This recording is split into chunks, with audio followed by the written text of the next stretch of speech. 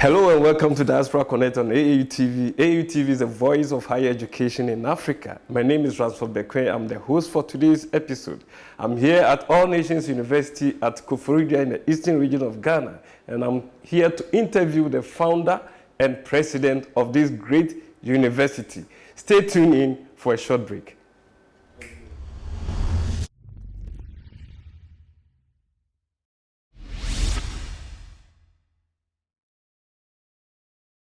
Doc, welcome to AAU TV. Thank you. We have heard about All Nations University, we've heard about all the exploits of All Nations University and being the first in so many achievements. But before we talk about All Nations University, we want to know about who is the success person behind, or who is the brain behind the formation of All Nations University. Thank you, Ransford. You've already introduced me. I was born in Koforidua many years ago, precisely in 1956. Okay. And I attended my elementary school here. And then after that, I was interested in engineering. Okay. So that was the line I pursued. And I ended up at the Accra Polytechnical Institute. Okay. Now Accra Technical University. As soon as I completed my program in mechanical engineering, I had to enter the work world, the workforce. But then I decided that I would rather focus on ministry. And so I then got involved in evangelism, reaching out to people, convincing them to serve the Lord with all of their heart and mind. So for the first few years, that was what I did in Ghana. Then I migrated to Canada in 1981. We thought as a diasporan, you were going to stay in Canada. What brought you to Africa?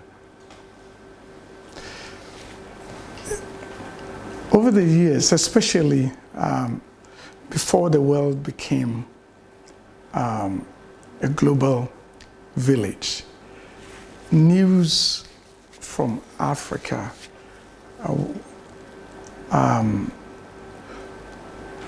was very, very pathetic. Pathetic in the sense that, especially in the 80s, when I first went to Canada, every news item on Africa was portrayed in a very negative sense. So that became a burden, that became a concern. And I kept asking myself the question, what can we do to help Africa develop?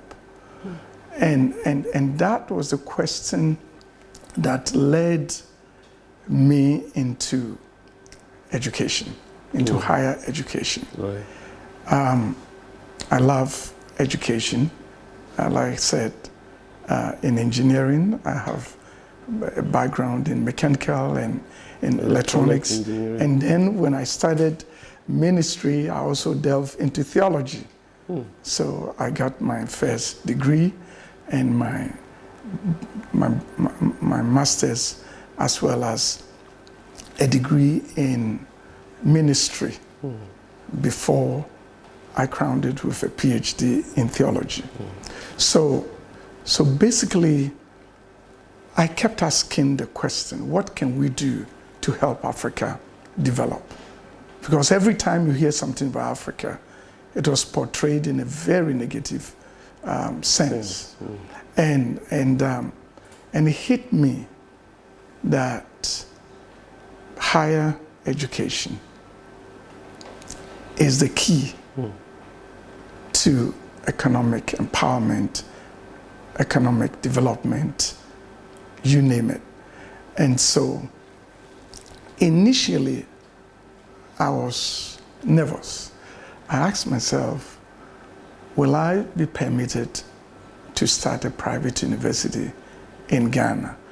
Again, our goal was Africa, right. but you need a footprint, you need a foothold, and a beachhead. So Ghana is where we're from. And so I did speak to some key people in the diaspora, and I said, can you, or are you willing to support the idea of a private university in Ghana? Initially, my thoughts were higher education in Ghana is the domain of government. Will the government allow? But then I had a conviction that at least we should ask. So I made a trip down in 1989. At that time, it was the PNDC era. It wasn't even NDC. That was the military rule. Yes. And I met with the then Secretary of Education, the late Harry Sawyer. Okay. And so I was a young man with jet black hair. Wow. And he asked me, he was with his senior advisor, also the late Dr. Awuku. Okay. And they asked me, young man, what can we do for you? I said, I live in Canada. I've spoken to the diaspora. And we are wondering if the government will permit us to start a private university in Ghana. We believe it will help accelerate development, national development. They looked at each other, and I could see tears in the eyes of Dr. Uku. He said, Kwame Nkrumah gave me a scholarship to study in the US at Cornell University, and many Ghanaians, but nobody has come back with such a noble thought. Young man, I'll help you. Wow, fantastic. Fantastic. Instantly, they called the then head of state, Jerry Rawlings. And he was so excited. He was so excited. And I couldn't believe the reception I got. I'm surprised myself. Yes. And so after that, I said, wow, what next? So I went back and I met with key leaders, and I said, look, the trip was a wonderful success. The government is open, they are willing. And so we need to begin to work on this. Then I was introduced to an elderly man by name Dr. Charles Moreau, whose PhD was in higher education. And so we sat down with him. I flew to California and sat down with him, discussed the vision, what we wanted to achieve. And with his guidance, he helped us to frame the curriculum. He did most of it. Okay. And then we contacted architects, and by then I had come back to secure a piece of land. Right. Where in Accra? Where here in Koforidua. Okay. People gave me buildings in Accra, but at that time I said, if we are to get a big land to compete with Legon and Kane Westie, then obviously it can be in Accra, because I will never be able to get much land. Okay. So that's what drove me here. Okay. And also the idea that I'll be sandwiched between Legon and Kane Westie, so that I could get help from both. So that was a very smart one. That was the idea. And because we were the pioneers, the government gave us all the support, gave us 1,000 acres of land. 1,000 acres. Yes. of land for... Yes, for the university. Wow. And so we started working on it. But then it took a while because, you know, land acquisition is always a challenge in Ghana. And I believe other parts of Africa, it's not as simple as it may sound. But then we're able to navigate all the challenges. And so in 1996, that was when we assembled a large number of experts, academicians, builders, contractors from the States and Canada. And so they were all diasporans? Yes. Okay. And we came to present the master plan to the government. And immediately the accreditation board was put together in order to facilitate us. And I remember in those days, the meetings were at Legon.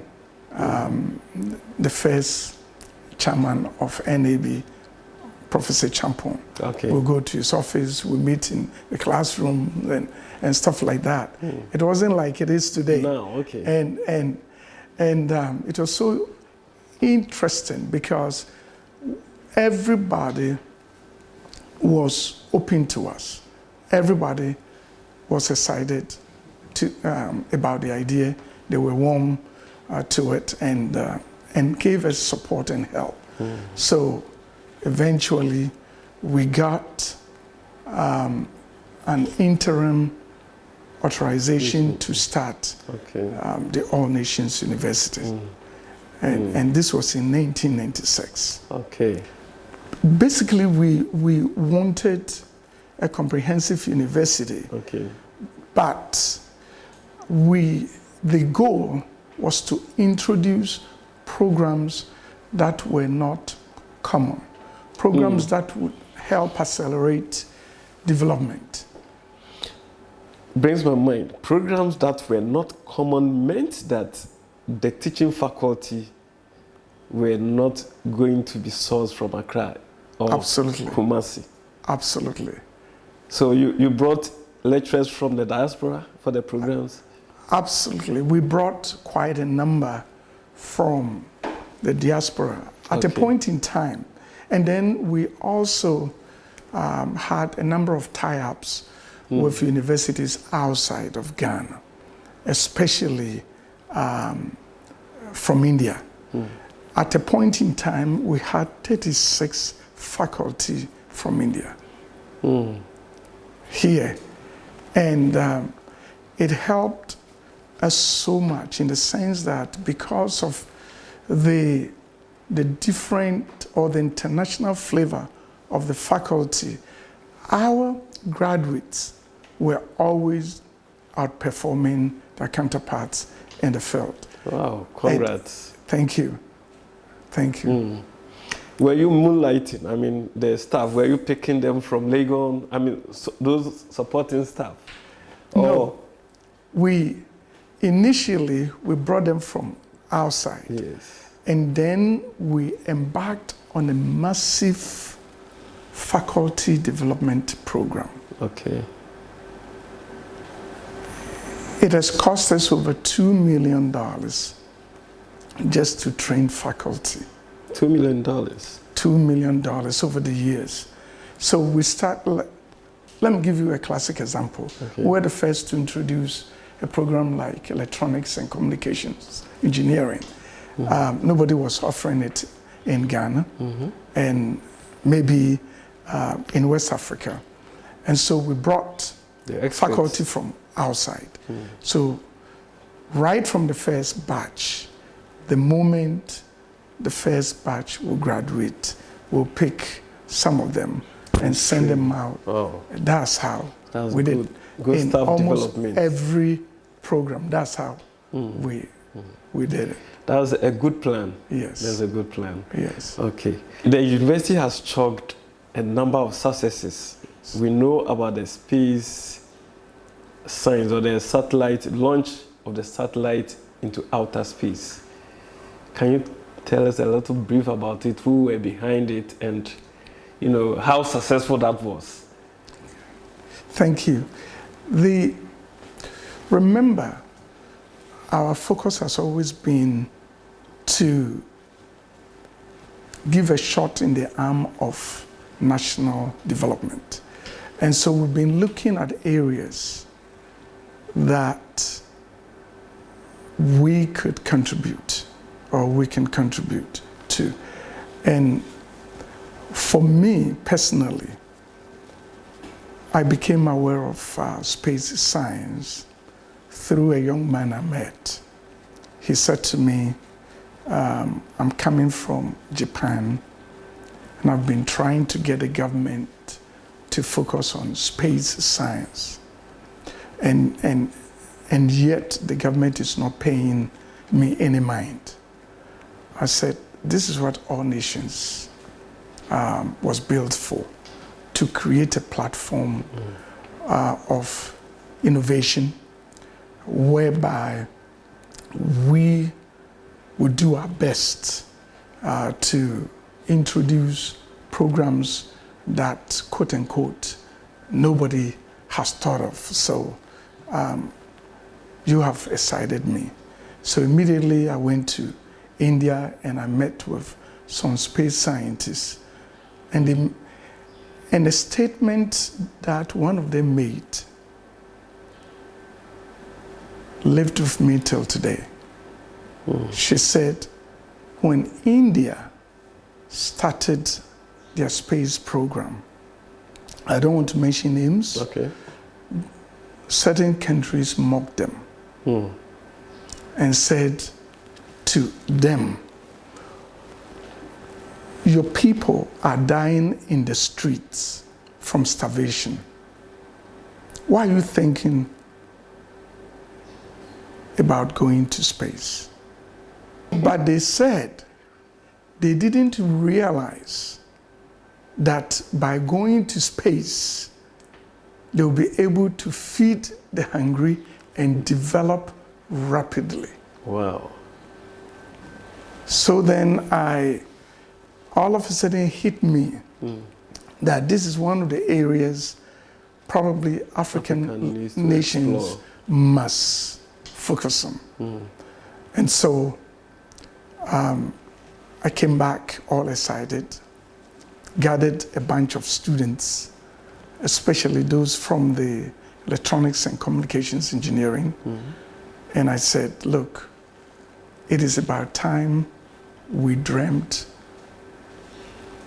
about big things that can move Africa forward. Let's not think about simple things, because I believe we'll be able to do it. And I had a pep talk, and quite a number of them were excited, about 100 of them. And so after all their classwork, they have to come to the lab. We set up a little place for them to come learn about the just the fundamentals of satellite technology. And it was quite intense, an intensive program. Right after your lectures, you got to be there. And so we saw the number going down to about 20, because it was intensive. It was very intensive. Right. They couldn't handle it.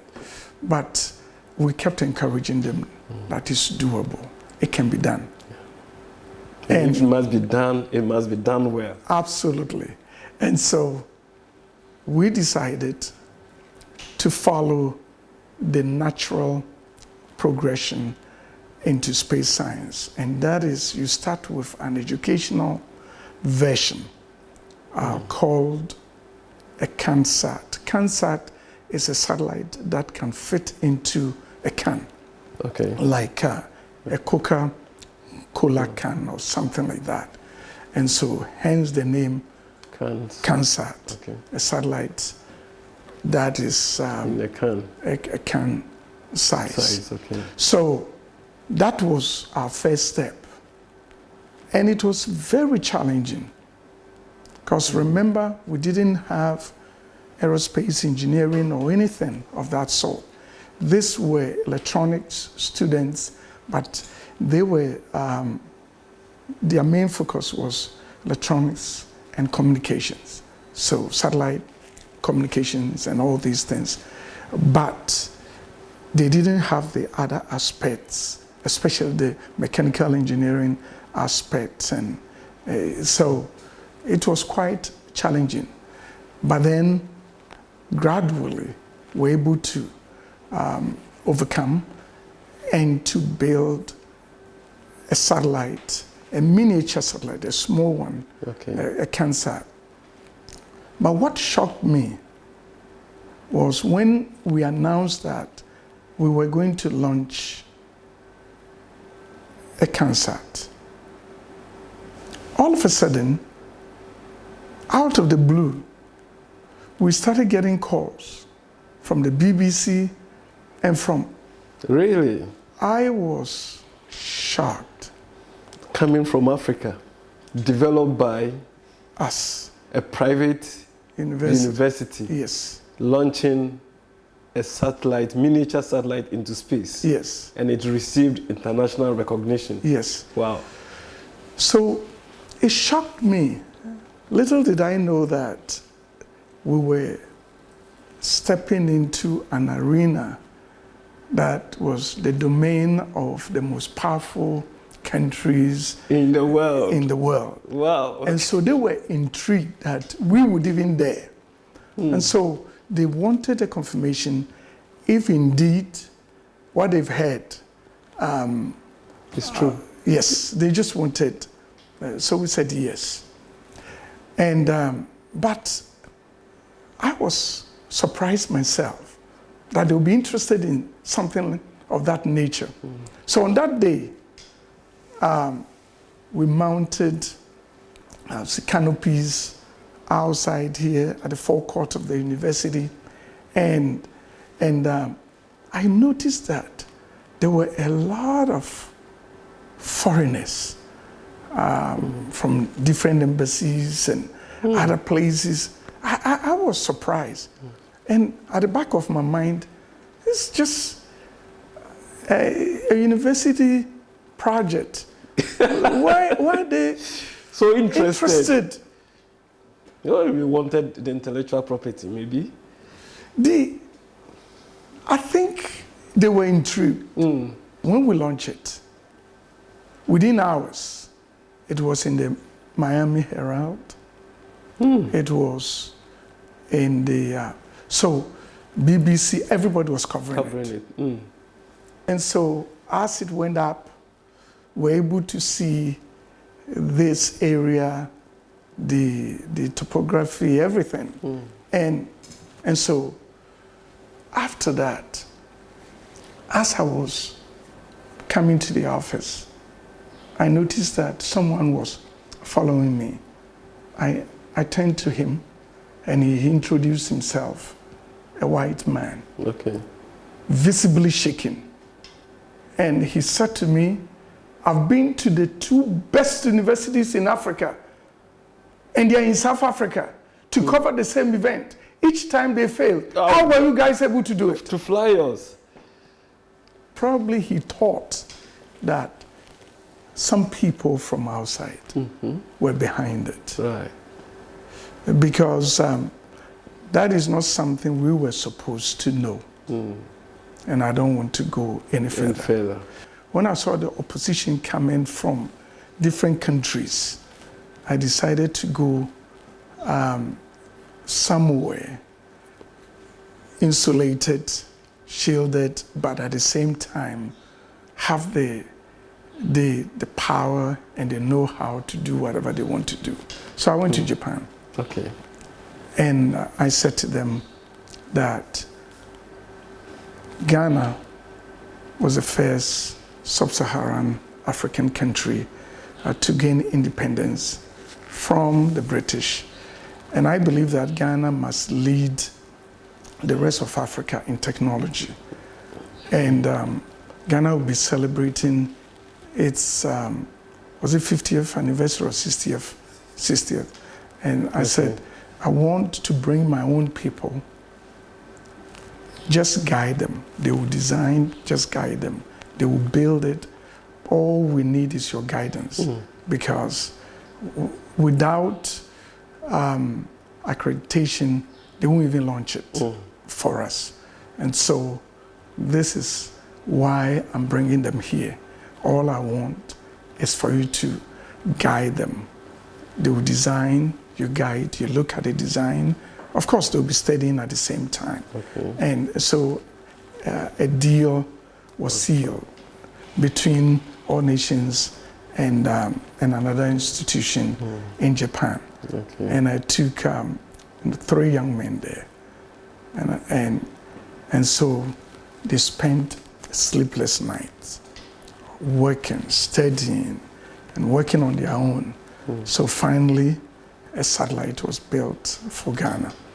And I was there when the experts from JAXA, which is the Japanese Space Agency, came to look at it and to accredit it. And then it was transported to NASA. So it was NASA that launched it. As part of their SpaceX program to the International Space Station. And then from the International Space Station, it was deployed into orbit. And all by All Nations. And the whole idea, like as I've said time and again, to help the government to help Africa to develop. And liftoff, the 100th liftoff from Launch Pad 39A as Falcon and Dragon take flight to the International Space Station.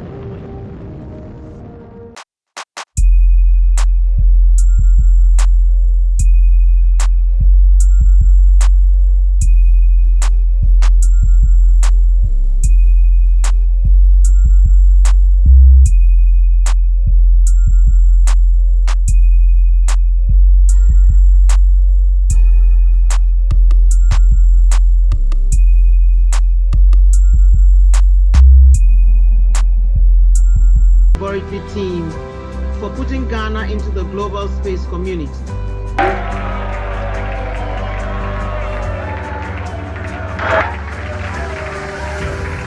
And this one is an actual satellite.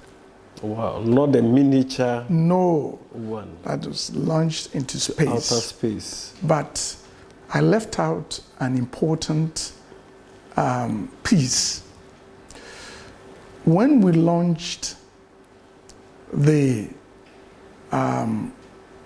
miniature one, the CANSAT, right? Do you know that I said in a year's time we will build a ground station here at All Nations to communicate with satellites that pass over Africa. Then I started receiving mails from developed countries. You are too ambitious. You can't you can't do this in a short time. We want to come in to help you to take 10 years to master the fundamentals. And you want to do all these things in a year? I said, thank you. For us, it's just a game. We don't mean business. And just to allay the, you know, so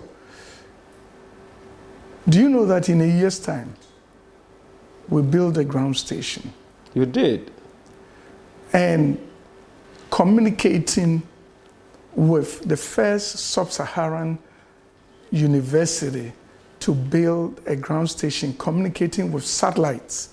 So countries will call us, our satellites are passing. So communicate. At first, they used to call Africa the dead spot. So when some of the satellites will be passing, they will shut down the batteries to preserve the battery life because there was no data that was being collected. Yes. And then we spoke with the astronauts on board of the International Space Station from our ground station here. Really? So they were shocked. They've been wondering how we're doing all these things. And this is even before we send them to Japan. For the training. For the training. NASA launched the satellite for you. Yes. And projected it into outer space. Yes. Do you still maintain some kind of collaboration with NASA? Yes.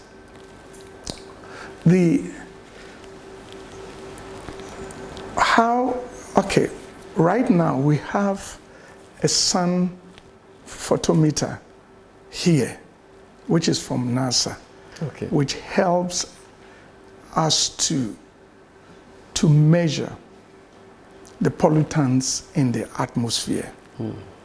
And we are one of the few sites in Africa that has that ability to measure the pollution over the country. And so we actively collaborate with it. Nice. And more interesting, the Japanese Space Agency is also a willing partner, always trying to help. Yeah. Doc, we've spoken about the space exploration of All Nations University. Are there any other successes that All Nations University has chalked that has received certification or awards from the state or elsewhere? All right. Let me add this before we move away from the satellite. It's interesting that when we did it, it inspired a flurry of interests and activities in this arena from many African countries. And some of them went to, obviously you have to go to developed countries for training and for support. And most of them did not get the support they were looking for, even though it cost them millions of dollars. And so finally, they turned to us. Over 9 African countries came to us and said, we want to learn how to build small satellites. Can you help us? And so a number of them came here at our last space conference, and we signed an MOU. And these countries were supposed, or universities were supposed to send their faculty, their scientists, and even students to come to ANU to learn. But then all of a sudden, the world got a gift from wherever it came from, the COVID. Yes. And so it froze everything. There were countries from, like Namibia, Botswana, Sierra Leone, Uganda, about 9 of them, Togo, Ivory Coast, Guinea, all of them were interested in learning, Mali. And so we are on it, despite the fact that the pandemic has slowed it down considerably. And the whole idea is to build what we call the first constellation of satellites for the countries involved. Wow. So each country we will teach them, show them and guide them how to build a satellite for their country, and it will be launched together. Wow. And so with that, we'll be able to cover a lot of blueprints and cover a large area, and we will be able to get data for every country, and it will be a shared thing. So that is something we are working on. What are the other firsts for All Nations University in Ghana? Thank you. You know, when we first started, we're looking at ways to support the economy. And a number of people came to us and said, okay, I went to, at that time, the Polytechnic. I don't have a degree, but I do have HND, and we don't have access anywhere. So we were the first to introduce a weekend program for this. Okay. And it will surprise you to learn that we deployed 2 buses. One will go to Tamale this weekend to bring them from Bolga, Tamale, Kumasi, Sunyani. That we used to have over 800 technicians or semi-engineers here on the weekend. So we're the first to launch the weekend program. And 1 bus will go to Accra. To pick them? So the Accra one was consistent every weekend. They will come from Cape Coast, Takwa to Shaku, Friday to Sunday evening. And the place will be filled with people. And so we upgraded them even before K University started accepting them. So we're the first to do that. We're the first to introduce electronics and communications engineering. We're the first to float the idea of biomedical engineering to support our hospitals. Okay. And so we've had a number of innovations that has strengthened the Ghana higher education landscape. We are launching a program in EMT, that's emergency medicine technology, to train paramedics. We believe with all of our hearts that that will limit or cut down on the unnecessary deaths. Because when you have well-trained paramedics, you have people equipped to be able to provide interventions whenever there are emergencies. We are introducing a program in cyber security. Right. The reason is, you see, the government announced that they want to become a digital economy. Exactly. And we need to provide engineers, well-trained people to safeguard the banks, all these transactions, because the fraudsters, cyber crime is real. It is. It's real. Even in developed countries, it's a big thing. Right. So these are some of the things. We look at the economy, we look at what we can contribute to help move it forward, not necessarily looking at programs others are running. And this is one of the things that distinguishes us. It makes us unique because we're innovative. We're not afraid to venture where others have not. We've become trailblazers. And one day, a professor from